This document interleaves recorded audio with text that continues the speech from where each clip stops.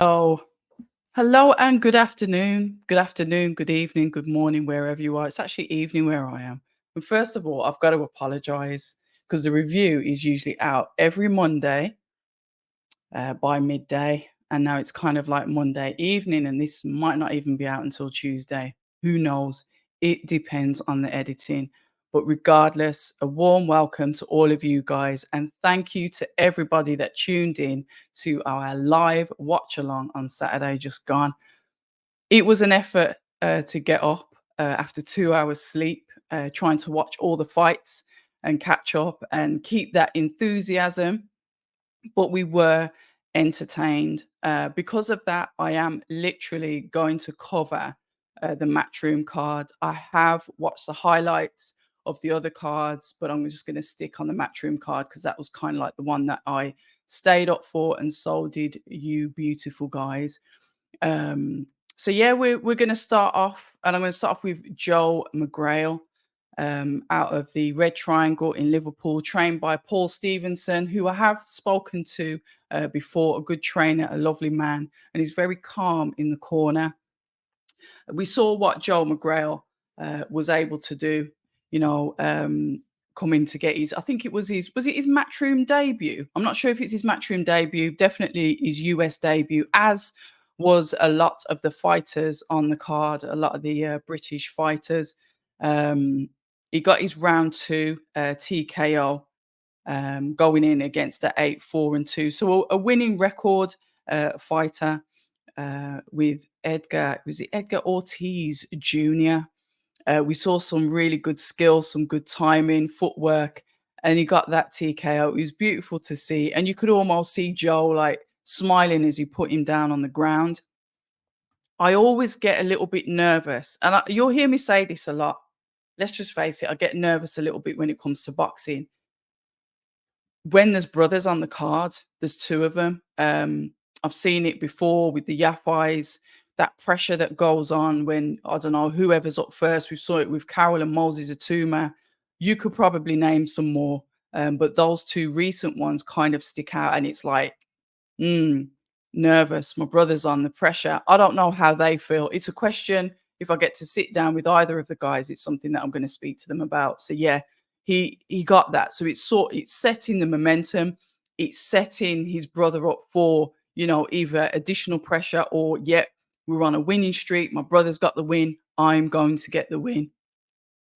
We might as well touch straight into that fight. It didn't go the same for Peter. We saw him boxing really well. He was winning absolutely every round. I like their style. Like I said, I've seen of quite a few of Peter McGrail's fights because he boxes on Matchroom. I think he might have been briefly on. I think he was on Matchroom, went over to Pro Bellum, and then came back over to Matchroom. I think. Don't quote me on it.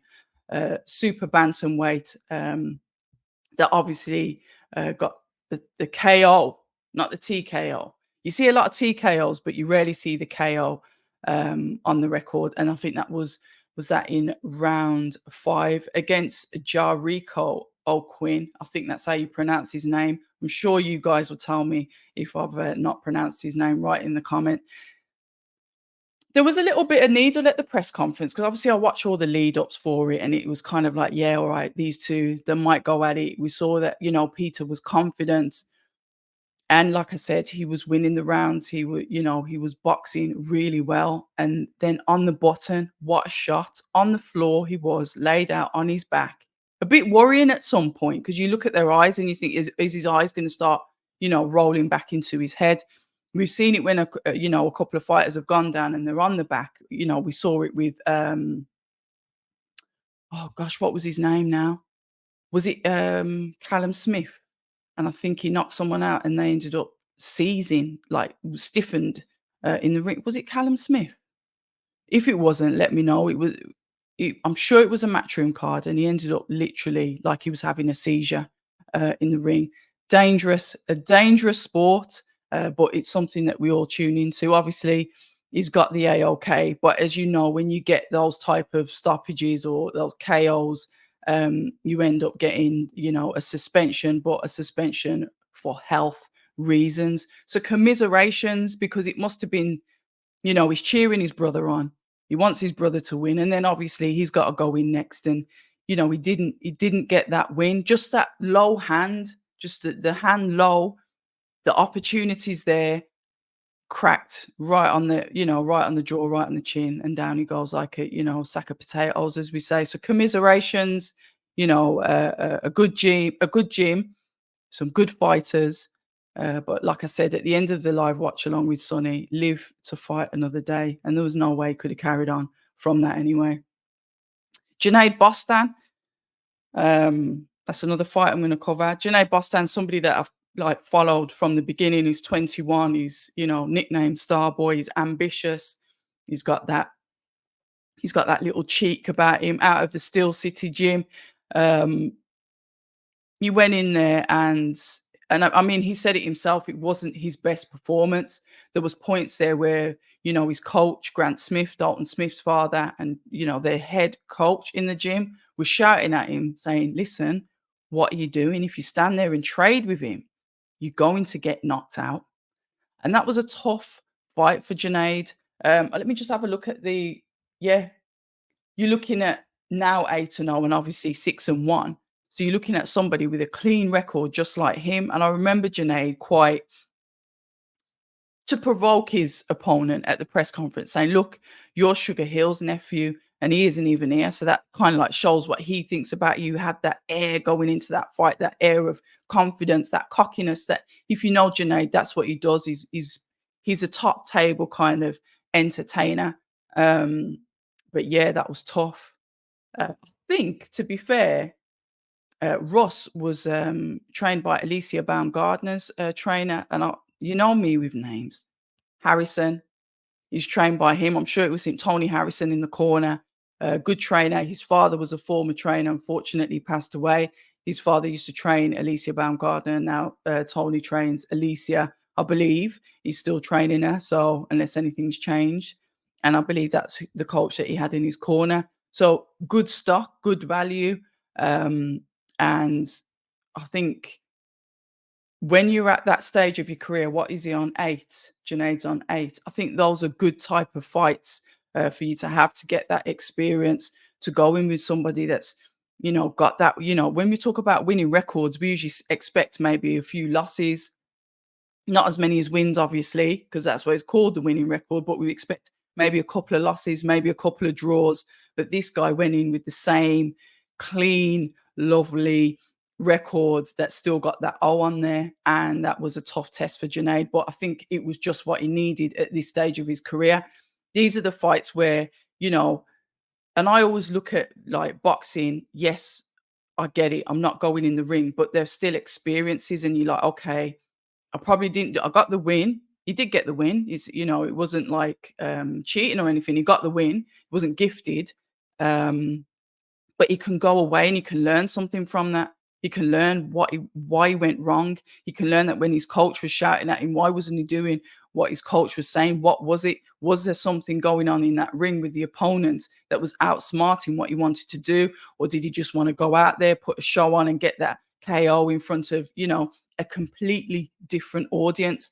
I did say it at the beginning, and I will say it again, and I'll probably continue to say it. What I really liked is the fact of the British fighters going out to America, because often we get the American fighters coming over to the UK. But it was nice to see that we had Liverpool representation, we had Sheffield representation over there in the States, and I thought that was really good. And hopefully, some of the guys they've got some new fans, they've got worldwide fans, they've got fans from over the States now. Just a little bit of extra eyes on not just the American talent that fights for Matchroom, but the British talent that fights for Matchroom as well. So I like that. So yeah, Junaid, tough test, but he got through it.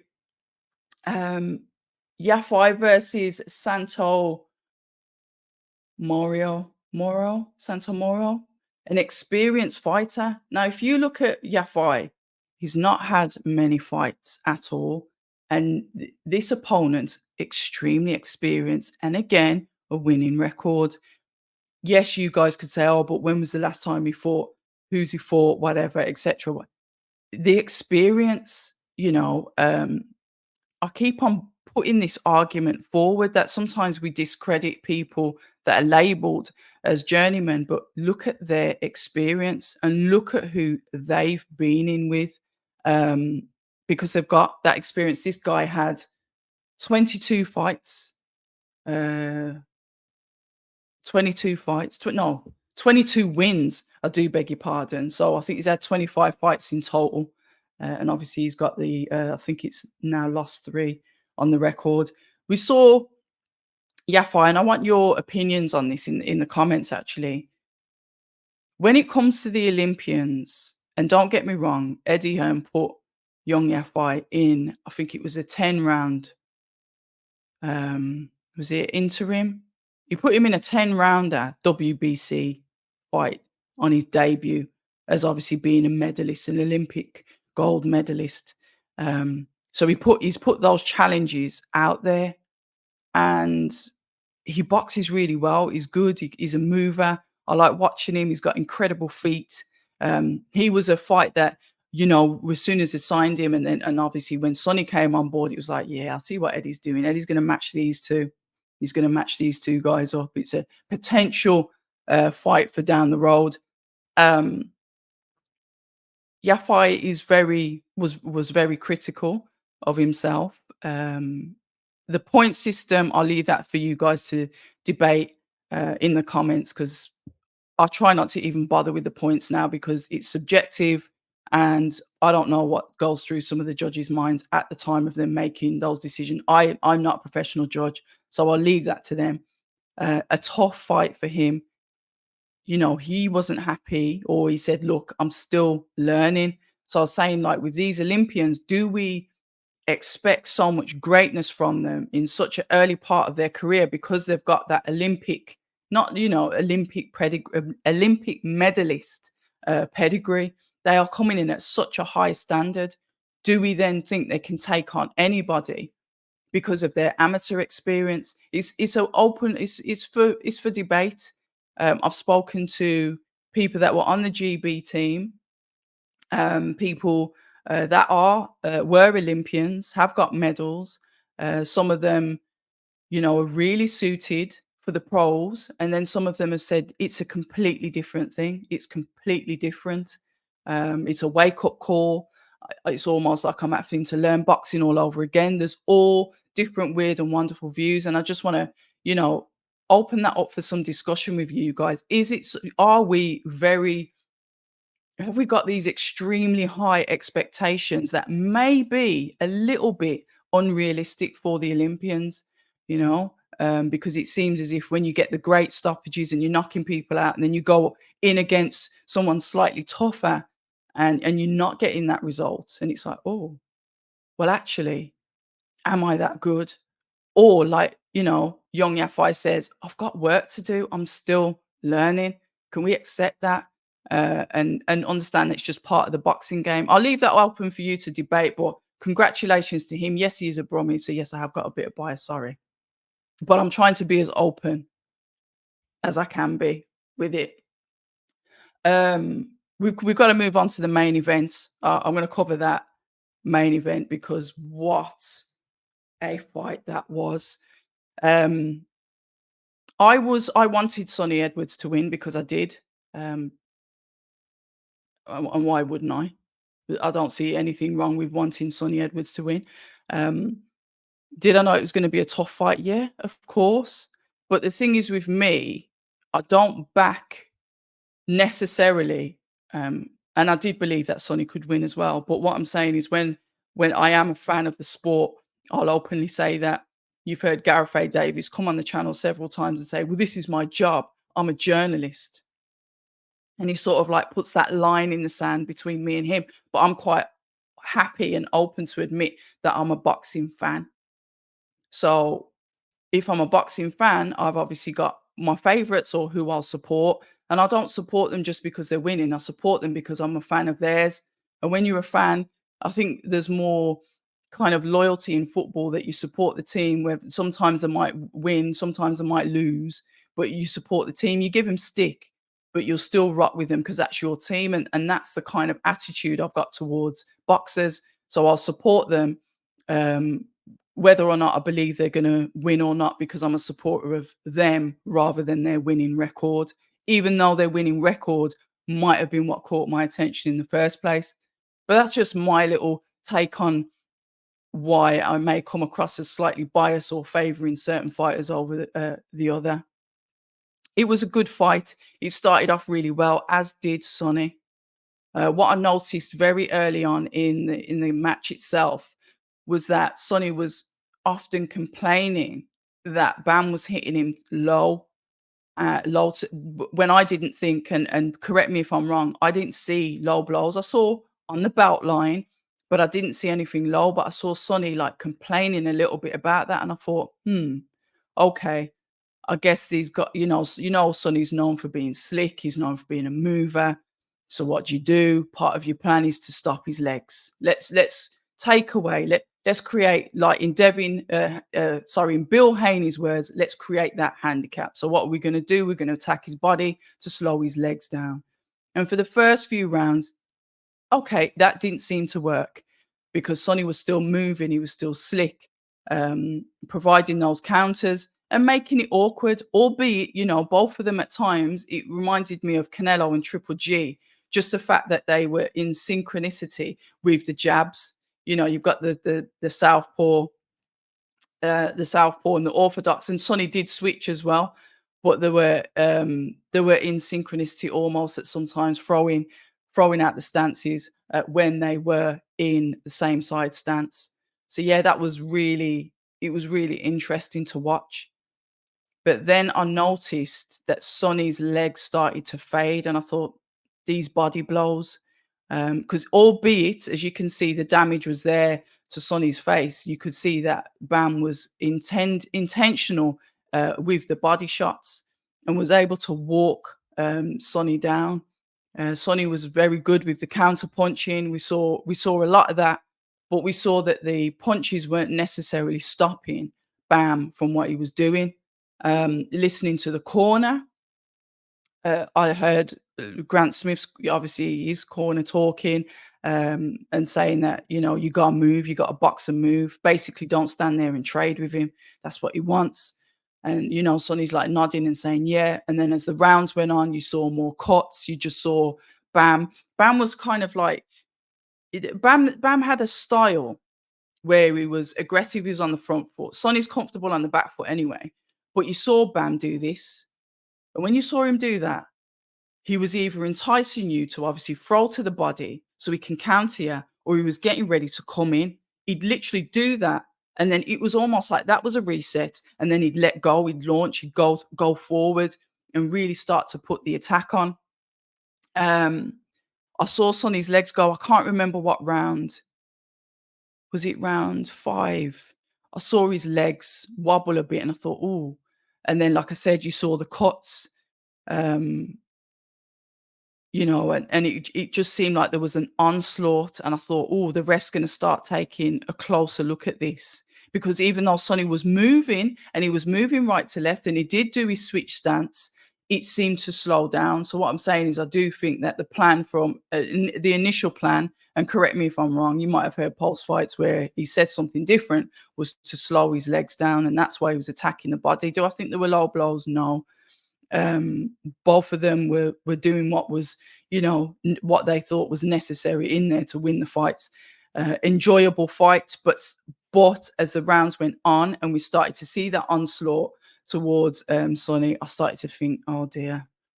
That's when your stomach starts to sink because you're like, oh, I think they're going to stop it.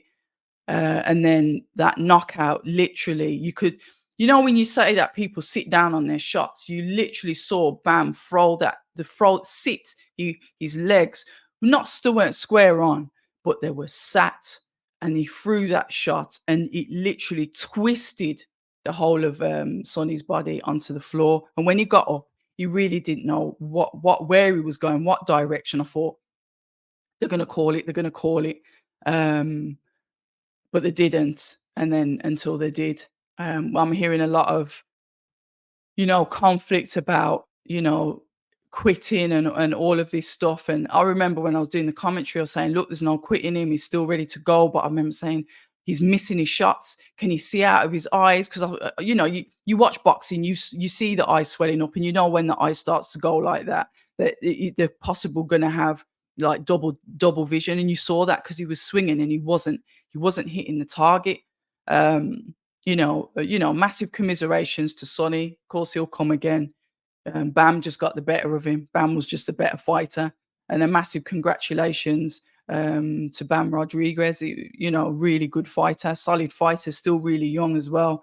It's painful, when you've earned the belt and it's like you've got to give it away. You give it away. It's taken away, isn't it? You're not even giving it away. Somebody says, "Right, I'll challenge you for that, and I'm going to take it." So that feeling where you walked into the ring with it, it's like, yeah, this is it. And then when you're coming out, that's not there anymore. And those are the things that I think about. And I think, oh, it's crazy. But that would hurt me. I think that would probably hurt me more than the beatings I got. It's like I've got to give you my belt after I worked so hard for it. So to me, that side of it is like a tough side to let go of your belt. So God knows what happens when you're undisputed or you're unified and then you lose them. So yeah, really good fight, really entertained. The corner did the right thing. I think there was like some tweets saying about quitting and that. I didn't see any quit. I saw the corner say no more. The corner called it. People said, well, he didn't protest. He couldn't even see. And he was walking all like he was walking. When sometimes when you see an animal and it goes around in a circle, he was doing that. Concussed, possibly, whatever. And he showed a decent amount of respect after. And it just shows this is what Sonny does. He's a talker, and he does what he does. He's a troll online. That's who he is. But at the end of the fight, he gave his respects and he just said, "Fair play to you." And you've got to congratulate him on that. But Bam, what a demon. Um, yeah, dangerous fight. So anyway, to sum up all of that, that is kind of like what I wanted to do because I could have gone over some other fights, but I was fully invested in getting up and watching that card. And those are the fights that I managed to watch. So don't forget to leave your thoughts, your opinions, what you thought, and any corrections. Because you know me, sometimes I get my stuff muddled up. So if you feel like correcting anything I've said, just throw it in the comments. We are in fight week, the day of reckoning. We've got to move on. I'm trying to see what content I can get from the comfort of my own home. I'll try and get you some content. I'm going to try and get Gareth to give us a little bit of that essence so we can have a feel of what it's like over there. But we'll see. I will try and get you that content, but I can't promise anything. That we're going to be doing the live. I think I might be live from 7:30 because I want to see. I want to start watching because we've got the running order now. I want to start watching from Dimitri Bivol, Lyndon Arthur live. I'll watch the whole card anyway, but I think I want to run the live from that. So if I can run it from that, it's going to be a bit of a marathon. It's going to be a long night. I might leave you lot to pause and talk while I get some extra food or drink or whatever. But you know what it is. We're going to be here. So the link's already set up. So you know what to do. Set the reminder, notify me, etc., etc. Now, it's confirmed now that Jai Opetaia has vacated his belt, his IBF, due to them saying that they do not believe his opponent. And I don't like the lack of respect that's going on Ellis Sorrell's name. Ellis Sorrell's a good fighter. I spoke to him before. Lovely guy. And he's taken on a challenge. Yes, of course, it's a challenge. If you're going to be honest and look at who the favorite is, yes, it's Jai. But I don't know. The fact that, they're saying, oh, this is not, and when they left it like so 2 weeks before the fight to say, yeah, we want you to fight Marius Bridis. They've come out in a statement and said Marius Bridis said he's not ready. So they can't fight him yet. So Ellis Sorrell, they see it as credible, whatever, authorized, no problem. The IBF was said, nah. So Jai thought, all right, I've still got the Ring magazine. I'm going to vacate the IBF. Like I said, he said he's dealing with a lot of different things outside of the ring anyway. So this is another thing to add to it. But he said, no, I'm going to choose the money. Probably a payday of a lifetime. Wouldn't mind looking into peeping into their bank accounts in the morning to see what they've been paid. That'd be very interesting. But he's made that choice and he's still got the ring belt.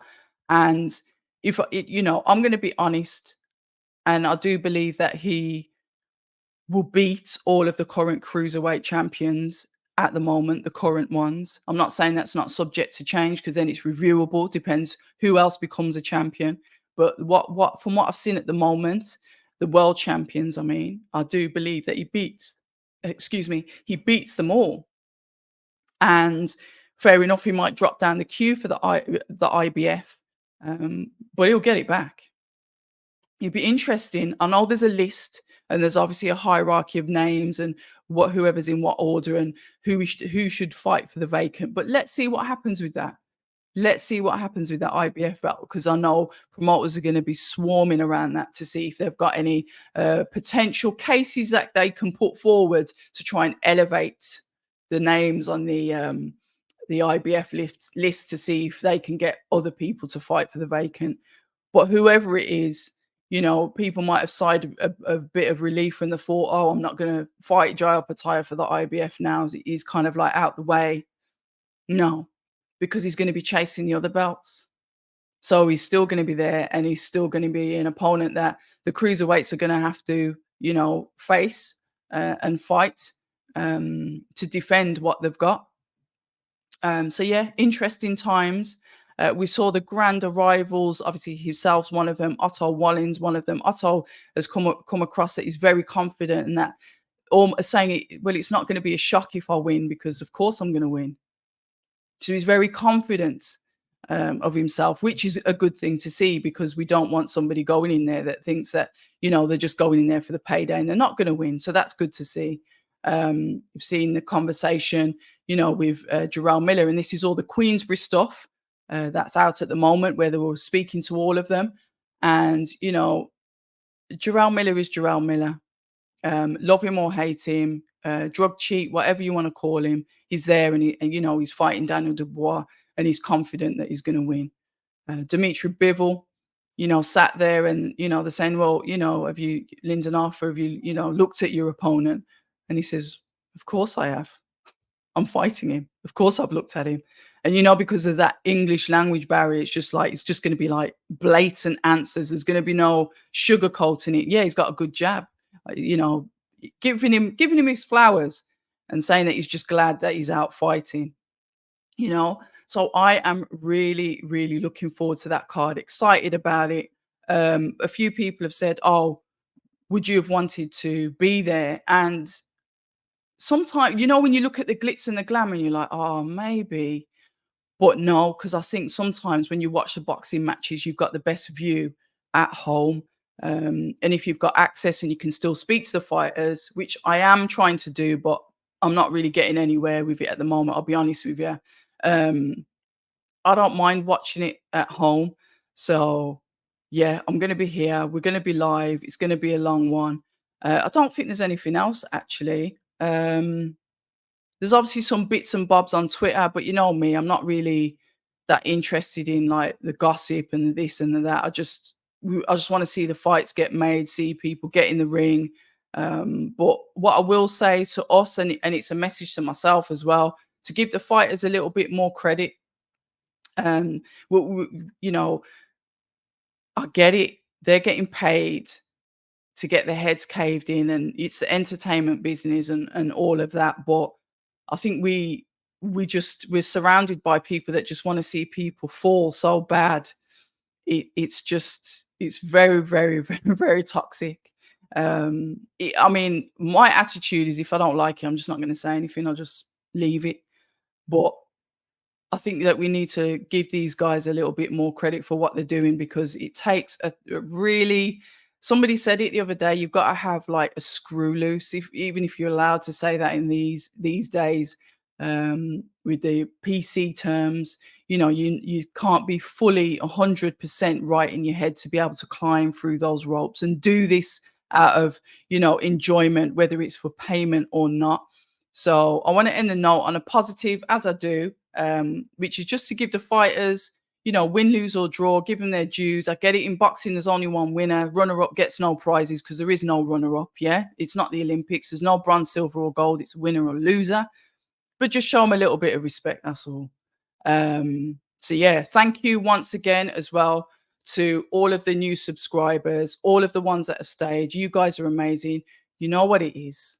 If you're not subscribed, why not? In fact, if you're not subscribed, why not write it in the comments? And we'll see what we get back from that. I'm all up for feedback. Anything that you'd like to see on the channel that's possible, that's feasible, I'll try my best to accommodate your needs. But yeah, I think that's it. I don't think there's anything else that I want to cover. Yeah, just keep your eye out because if we get content, we get content. If we don't, you know what it is. It's the live Saturday night from 7 p.m. Anyway, I'm off ski and thank you so much for listening in. People say I'm toxic, and honestly, I don't care.